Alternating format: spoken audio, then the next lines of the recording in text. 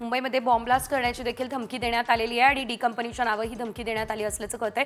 मी D कंपनीचा माणूस आहे असा अज्ञातानं मुंबई पोलिसांच्या मुख्य नियंत्रण कक्षाला निनामी कॉल केलाय। सूरज जाधव नावाच्या इस्माला बोरीवलीमधून या प्रकरणी अटक झाली आहे। त्याचा सिम कार्ड आणि मोबाईल जप्त केलाय। धमकीचा फोन येताच मुंबई पोलीस मात्र सतर्क झाले असल्याचं एकंदरीत बघायला मिळतंय। वाहतूक पोलीस आणि वाहन चालकांमध्ये अनेक वेळा खटके उडाल्याचं दिसतंय, मात्र यापुढे दोघांना देखील जबाबदारीनं वागावं लागणार आहे। याचं कारण म्हणजे वाहतूक पोलिसांना त्याच्या शरीरावरती लावण्यासाठी विभागाकडून कॅमेरे देण्यात येत आहे। या कॅमेऱ्यामध्ये दोघांमधील संवाद आणि दृश्य सुद्धा बंदिस्त होणार असल्याचं कळतंय।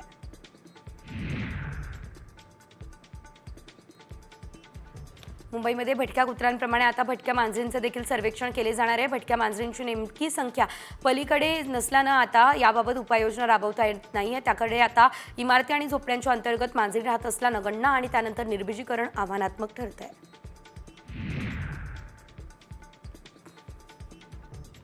वसई विरार शहरामध्ये कडाक्याच्या उन्हानं नागरिक हैराण झालेले आहेत। शहरामध्ये डासांचा उपद्रव वाढलाय। नागरिकांच्या आरोग्यावरती याचा परिणाम होत असल्याचं देखील आपल्याला बघायला मिळतंय। याशिवाय आपण जर बघितलं तर शहरातील सांडपाणी वाहून नेणारे नाले, तुंबलेली गटारं, त्यामुळे डासांची उत्पत्ती वाढते। या वाढत्या दुर्गंधी आणि दूषित पाण्यामुळे डासांचे आजार होण्याची भीती नागरिकांनी वर्तवली आहे।